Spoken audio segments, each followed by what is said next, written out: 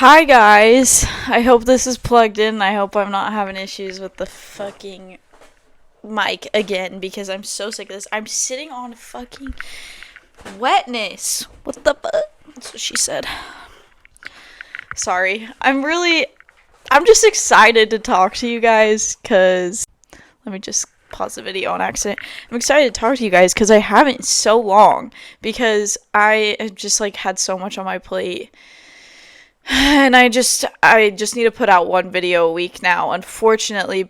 And then I'm sorry, but the videos are gonna stop in 4 weeks to my 100 subscribers. I'm so sorry, but I'll be back at them after the summer's over. So don't unsubscribe. Please don't unsubscribe, please. I want to come back and hopefully have even more. That would be the end goal. Just I don't really know what the end goal is, honestly. So, okay. Wait, I didn't realize this was sitting here. This is not my energy drink for the day, guys. My dad had Whiskey Wednesday last night, so that's probably from that. And the wetness that I'm sitting on is probably someone's drink that they spilt. I can get into that another time, but I am so sorry. I drink my energy drinks really early in the morning, so I haven't been having them on while I'm videoing. But the one I had today was a Ghost Mango Strawberry, and I've only found it at one gas station. So whenever I'm in the mood for it, I have to go to the one because I haven't found it anywhere else. It tastes like a smoothie. I think I've talked to you guys about that one before, but I don't know. I can't remember if I've told you that one or not. I'm so excited for this episode because I have lots of good. I feel like it's gonna be a short one, but I have lots of good things that I wanted to talk about.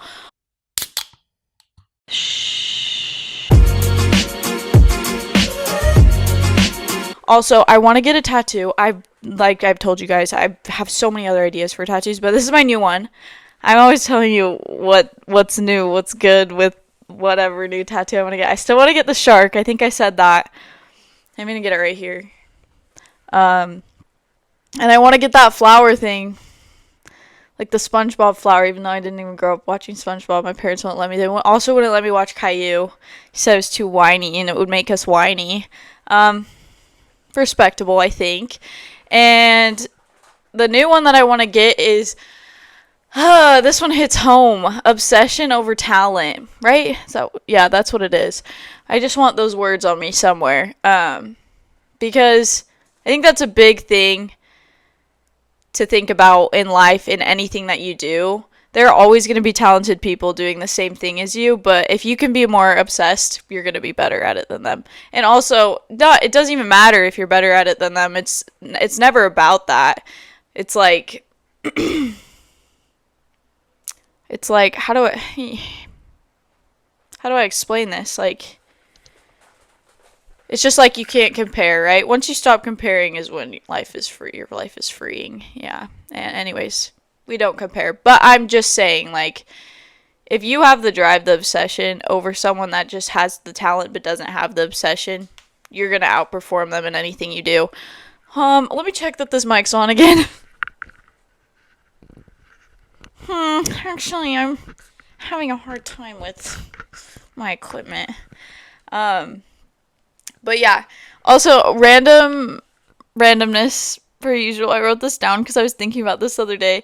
Does anyone, okay, I literally don't go to the salon anymore, like for nails or anything, because I do them myself. Speaking of, I'm probably going to do them today. You guys didn't care to hear that, but anyways. I haven't gotten my toes done in so long because I kick the fucking ladies in there. Like, my toes are ticklish, I think, or something. If someone touches my toes, I will kick them. And it's nothing I can control. So, I'm sitting in that chair so tense, I can't even be relaxed. So, or I'll, kick them.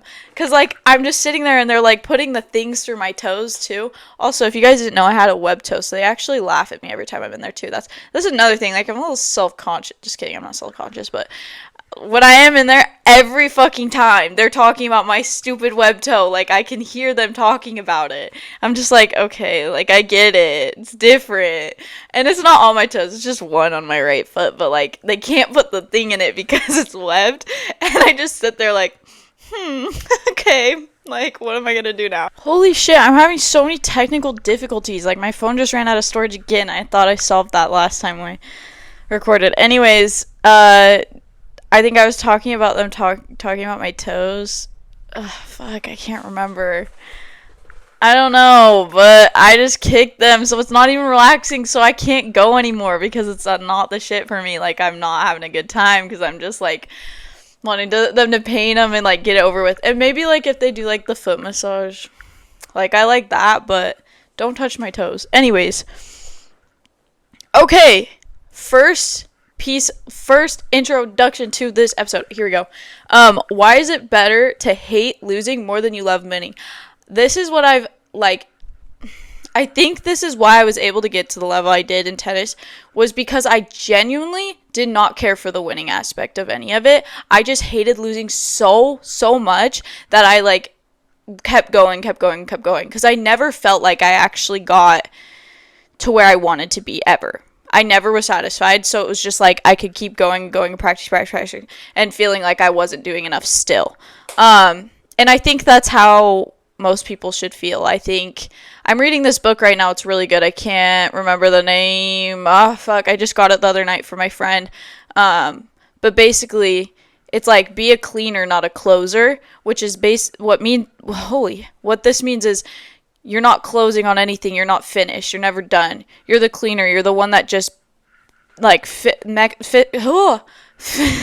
cleans up the mess and moves on, thinks nothing of it, and just continues to do that. There's no end. You just continuous. It's like they compared it to a janitor at school. Like, the job's always done, but you're never gonna, like, hear from him or hear him complain about anything. He just does the work and then keeps doing it over and over, and the job's just done every time.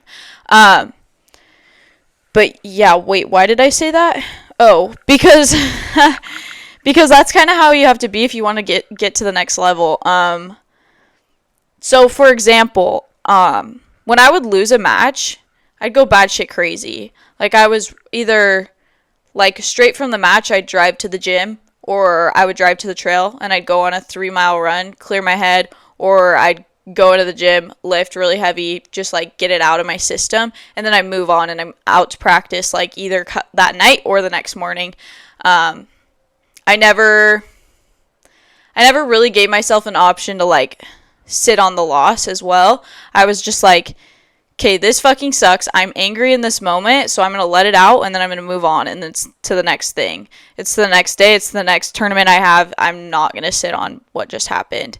And sometimes it is, but, you know, not all the time can you feel like this. Sometimes you do sit on it for a while, but eventually you're always just going to be like, okay, that was that. It's like anything in life. When you're going through something, you're not going to think about that for the rest of your life. Time heals, basically, and that's, but, like, with certain things like tennis, I was like, okay, I have to move on. I have no choice. There's no point in dwelling on this.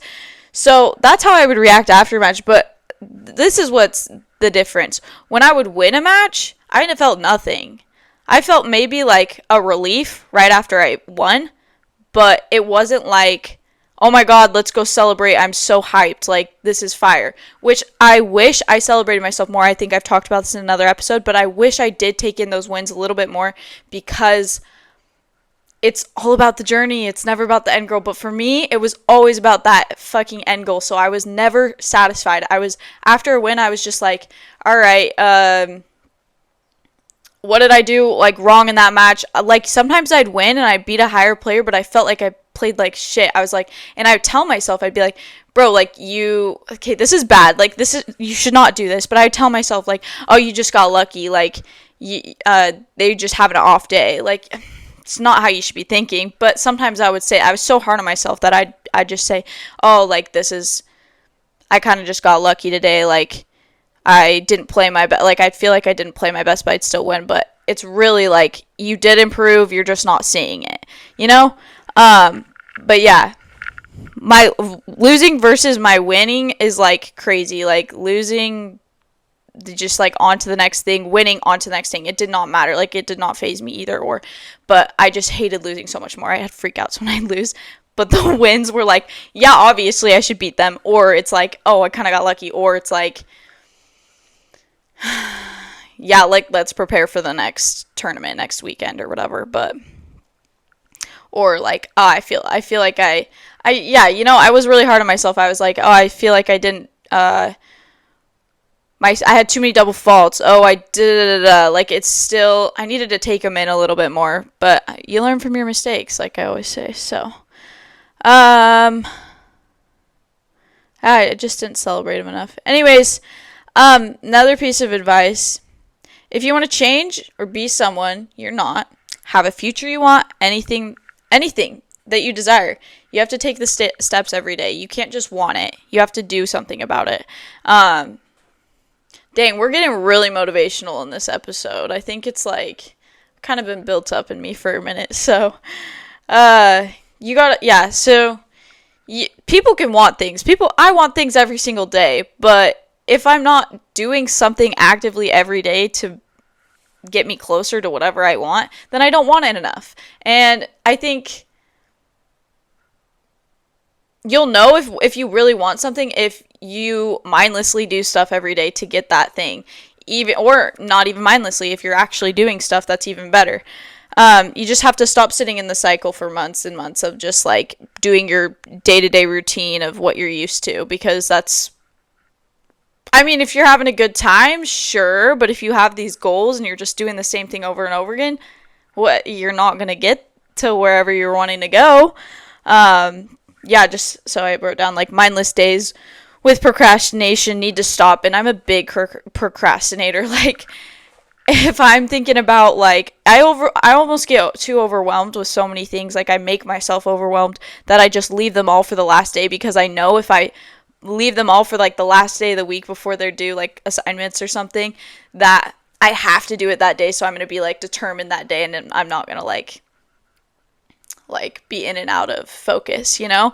Because sometimes if I don't procrastinate, I will write the title of an essay, then scroll on TikTok for like 30 minutes, and then get back to my essay, scroll up, play my YouTube, play music, have music on while I'm typing my essay, while I'm scrolling on TikTok. Like, I think that's an ADHD thing. Oh my god, it smells like beer in here. I don't know, but they need to stop. I guess this is me holding accountability for myself. Like, I need to stop doing this. And also, there will be days where I'm just, like, going through the routine. Like, my routine right now is, like, wake up. If I go to school, I go to school. Then I go to the gym. Then I go to work. Then I go home. And I go to bed. But, like, did I do anything that I really enjoy? I mean, yeah, the gym is always a good habit, right? But, I mean, I do that every day. It's a part of my routine. I don't really think about it anymore. So it's not like, I don't know. If I didn't do something that I, like, feel like I'm working towards, I feel like I go crazy or I just get stagnant. So I'll either be like, all right, today I'm going to learn this song on the guitar. Okay, today I'm going to work on my pitch for sales. I'm going to sit and role play with chat. Or I'm going to work on my podcast or finish my essay, or like, I just pick one thing so I don't get super overwhelmed. Because if you already have like a tight schedule, it's hard to like do things that you want to do on top of it. But honestly, you'll be so much happier if you can fit in just like one thing for like 30 minutes a day. You'll feel like a lot better about yourself, and not like you're just in this rat race of like what everyone else does, like school, work, gym, repeat, you know? But yeah, so I wrote down small thing every day. It could be literally the smallest thing. And I talked about this like with depression too. If you can find the one little thing that's going to make you happy every day, whether it be a song, a podcast, anything, it's going to help your mental. So same thing to whatever you're working towards. If you can find the small thing that like you can fit in your day that's going to help you work towards whatever you're going for. It could even be like a podcaster that you look up to, someone you're listening to, someone you look up to, or you watch this YouTube video that helps you with a part of your school or something, like the major that you want to get into. I don't know, I'm getting really specific, but just small thing every day. Could be for 30 minutes, could be for 10 minutes. Just make sure you do it every day. Consistency is key. Obsession is key. nothing is going to beat these two, obsession and consistency. That's what's going to get you wherever you want to go. And even if you don't get there, you're going to level up in whatever you're wanting to do. Yeah. Anyways, oh yeah, I also wrote down, it gives yourself purpose and it gets you excited for life. This is so facts, bro. You'll just have a better life from it. It gives you like a sense of purpose if you're working something only you are working on and not everyone else is doing. And gives you reason to live, I guess. Which this is good for all my depressed folks watching. Like, I think that's the biggest thing you lose sight of is like, what is my purpose here, where I don't feel like nobody has me, I don't have anyone. Like, maybe you do have people, but you don't feel like they have you. That's another thing. Just find something that you can even if you can't find anything that you enjoy, just do something, work on something so that in the future you can see yourself enjoying something. I don't know, does that make sense? Hopefully. Here's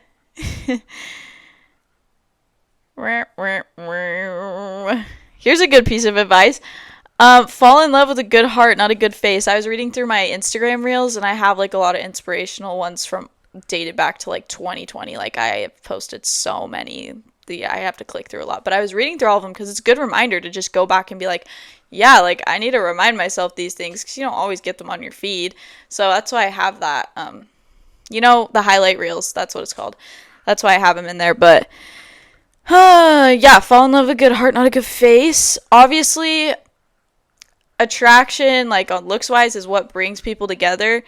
I guess in relationship aspect, but I feel like with everyone I've met or enjoyed hanging out with or talked to or whatever, connected with, it's never been about what they're looking like. I think automatically the people that have a good heart and like a good sense of self are more attractive for some reason. Not because of it, but like I think it makes them take care of themselves a little bit more so they do look better. I think people that are in a bad spot, it really does show externally. So I think that plays a part in it. But I think initially, like, go for the good heart because you're never going to get fucked over if you go for that. If you go for it, and I guess this is for girls and guys, like, if you're going for the baddie 10 out of 10, but literally she cannot hold a conversation or like, she has like 5 other guys she's talking to. Like, what are you doing? What is the point? What are you gaining out of this? Absolutely nothing. Absolutely dog shit. Same with girls. If you're going for the guy that's like the shit or like the hottest, but you like, what's something bad about him? He is emotionally unavailable. Or he doesn't get you. You guys aren't connecting. I don't know, something. What is the point? There's no point, because everything in life is connection. It has nothing to do with what we're all looking like. If everything had to do with what we were looking like, no one would have conversations with each other, right? I mean, I don't know what I'm saying anymore. Someone needs to take this away from me. Oh, I'm gonna get clipped. Anyways, rolling into the next thing that has to do with more relationship-wise. I think this thing came up on my TikTok not that long ago. It was a video of another podcast. I don't know what the podcast was, but now that I'm thinking about it, I kind of want to go check whose podcast this was, because it was really good. He was basically saying that the woman should be more obsessed with the man than the man should be obsessed with the woman in the relationship. And before I was listening to this guy, literally this guy changed my perspective on all of it, because I always believed that the guy should be more obsessed. The relationship's better when the guy's more obsessed. No, that's not the case, because why did I just talk British for a second? That's not the case, because I realized, oh my gosh, after listening to this and then just reflecting back on my last relationship, I don't want to expose him, but he was definitely more obsessed with me than I was with him. And that's bad to admit, but no, it's not. It's not bad to admit. But in the end, most of our problems stemmed from me not seeing growth from him. Me not seeing the drive and motivation to meet people, go do things. we both moved to different states. I had found so many people. I found a community. I found, like, I worked separate job, like new jobs. I was always changing. I was always working, trying to find my people, find my thing. What am I going to do out here? I'm in a totally new, like, place, and I've got to figure it out because I'm not going to be sad about this. I'm going to, like, make the most out of it. We were put in 2 different places. So we did long distance, right? For 6 months. He was also put in a place with the same situation as me. The outcomes from both were so completely opposite. He was just living mindless days, doing his work, going home, sitting on his games all day, waking up, doing the same thing over again. And then when I'd say, like, go meet friends, go do this, go do that, like, this might be exposing myself a little bit too much, but I'd be like, I'm not talking to you today unless you go meet someone today. Like, go talk to some rando at wherever. Go to the rec center, go bowling, go golfing. I don't care. Just, like, go meet someone. I was like, I won't talk to you today until you do that. Probably not the best thing, but, like, I had to be hard because I just did not see the motivation, the drive that I initially fell in love with. And, like, when we were starting, I'm just, like, trauma dumping low-key, but it's fine. When we started dating, it was like, he had all these things going for him, and I think because we got so comfortable, and I was there all the time for him, we were hanging out every day. After work, we'd just go to each other's houses. Like, it was like, we didn't even have to ask, we just hung out every single day. It just became less and less and less of, like, my future is this girl. I'm putting my everything into her. And so that also gave me a lot of responsibility. I felt like everything was on me, emotionally, physically, like, everything was my responsibility because he was like, I'm going to give you everything. I'm going to give you my world, and you got to hold on to it. You got to take care of me, basically. I felt like I was taking care of everything. I was like, okay, well, I just can't handle this anymore because I want to feel taken care of. And you've, like, I'm trying to build up this, like, the woman should be the one that's, like, okay, so this is, like, the terminology that he's using. The woman should be orbiting the guy, lifting him up, being motivated together, not everything put on the woman, and the guy's just, like, he loses his self-purpose, his self-worth, if he's more obsessed with the girl than his future, than the future of them together. So, like, does this make sense? Like, be more obsessed with the future and how you want your life to look like with this person, rather than being obsessed with the person themselves, because you'll lose. Even for the woman, like, girls are just more emotional, so they are going to be more obsessive than guys. But even for the woman, like, you should be more obsessed with what you're doing with your time and your energy and your future than with another person. Don't put your everything into another person, because it never ends up good. Like, ever. You, like, lose yourself if you're, and I've talked about this too. I talked about losing yourself in another person because it's just so common, especially in, like, high school dating, because you don't know who you are yet, and you're just like, I'm going to give my all to one person, like, see what happened, like, what's going to come out of this. And I think after you graduate from the high school dating scene and you're out here with, like, the big boys, basically, another TikTok I saw was like, holy shit, can you tell I'm addicted to TikTok? The high school dating scene is, like, ass. Like, you have these, like, old men, like, buying these women's, like, trips to Bali, whatever the fuck they're going, and then you have these kids that are straight out of high school that can not even afford a McDonald's meal for their girlfriend, and it's just, like, it's so rough out here, right? Like, because these girls are getting treated, like, to the max extreme from these older men, and it's just hard. And then the guys are like, holy shit, like, the guys have a freaking following of, like, porn accounts and, like, whatnot, so it's like the girls aren't even looking at these guys because, like, what's the point, you know? Where was I going with this? I don't remember. But anyways, the high school dating scene is ass, and even when you get out of the high school dating scene, it's ass, but it's another level. It's like you have more respect for each other. It's not, you guys are not each other's everything. It's like you have separate lives, but you can, it's like a partnership, basically. Yeah. Anything else I want to add to this? I don't really know. I think that's kind of it. Let me take a breath really quick. Let me see if I wanted to add anything. Hold on. Okay, last little saying quote thing I wanted to show you guys is or tell you guys, holy, it's skipping through. It was on my Instagram.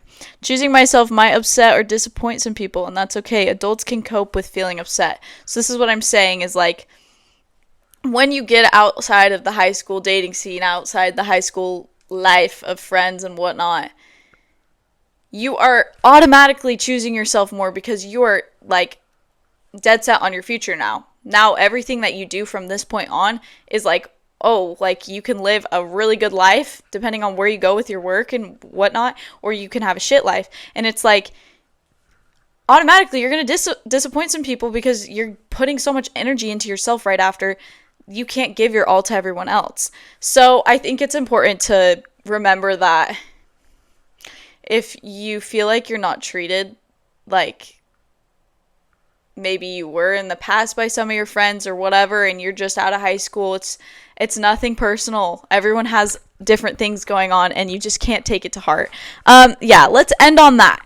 Yeah, guys, I'll see you next Thursday. I just got to cut back on the episodes. I got to do one a week now. I have too much going on, but thanks for watching. I'm sorry that the Spotify episodes have not been uploading. I'm trying to figure that out. I think it's my storage issue, but these should be up and rolling after I figure that out today.